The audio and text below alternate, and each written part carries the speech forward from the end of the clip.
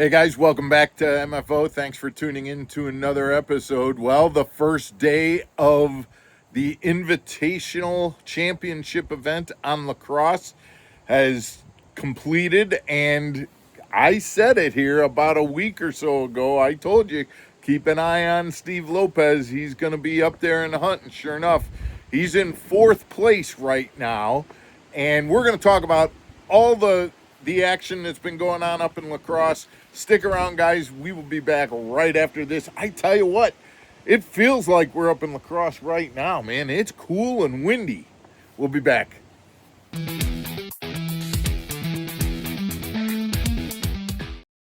Welcome back to Mark Fisher Outdoors, everybody. I'm Mark Fisher. Like I said, they're up in Lacrosse. It's fall for sure. Very cold temperatures in the 40s when they started. Water temps dropped by almost 10 degrees, they were telling me, from the last day of practice to the day to today when they went out.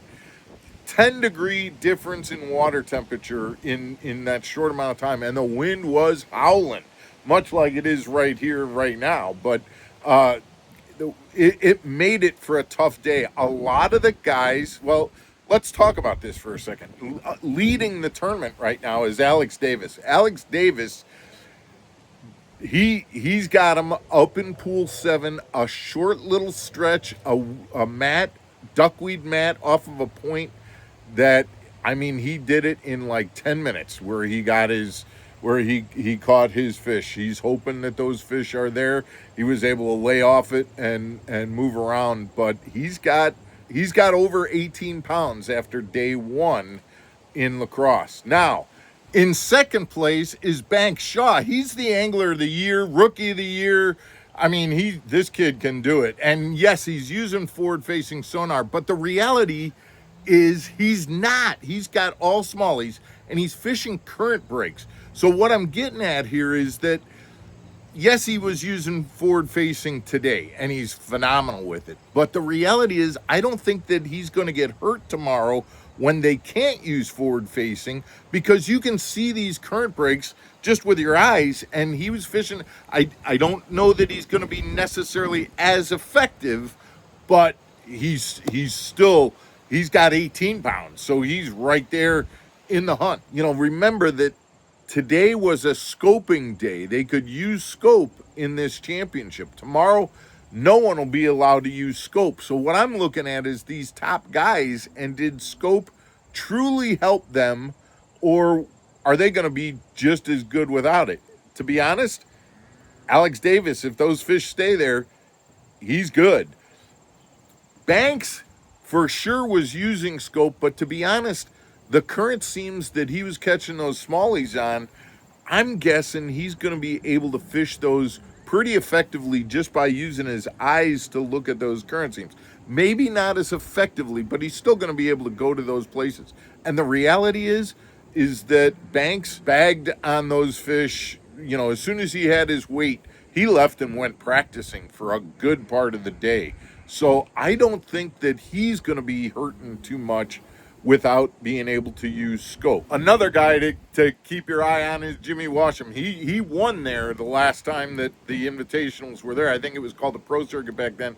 And believe me, scope is helping, but he's not going to have any problems going out there tomorrow without scope and bagging them up just as well. And then you got my boy Steve Lopez, who I know, yes, scope doesn't hurt, but the way and the place that he's fishing, he's going to be helped by the fact that the wind dies down, and he's going to be able to fish his area more effectively than he was able to today.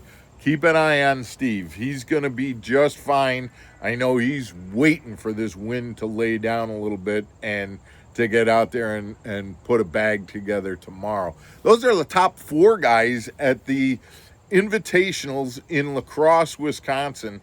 It's looking good. I love the fact that tomorrow we go out and we watch these guys fish without scope. There were a lot of guys who were out there today who had relatively big weights, especially early, but they were catching them scoping and fishing a lot of retreads in in the Black River and things like that, which, I mean, it is what it is. They were catching fish, but it's not as fun to watch. I think tomorrow is going to be a really cool day to watch, and you can check it out on majorleaguefishing.com and see all the action. They'll have it, and this is where we cut. Remember, they got 36 anglers, 36 guys are going to get paid, but after tomorrow, they will cut to just the top 10, and those guys will go out on Sunday. I'm hoping to get out there Sunday, and I'm hoping to shake Steve's hand when he raises the trophy. We're hoping for him, but we don't want to, we don't want to jinx it right now. Just go out and fish tomorrow and catch them good and get in the final day. But guys, what do you think about the Invitationals Championship? Love Mississippi River. Love the fact that the weather and the wind and the currents can have an impact on things. One day it can be one way, one day it can be another. Fishing for greenfish, fishing for brownfish. It's just, Lacrosse has it all. It absolutely has it all. It was cool. These guys, there were some of these guys, the Lane brothers.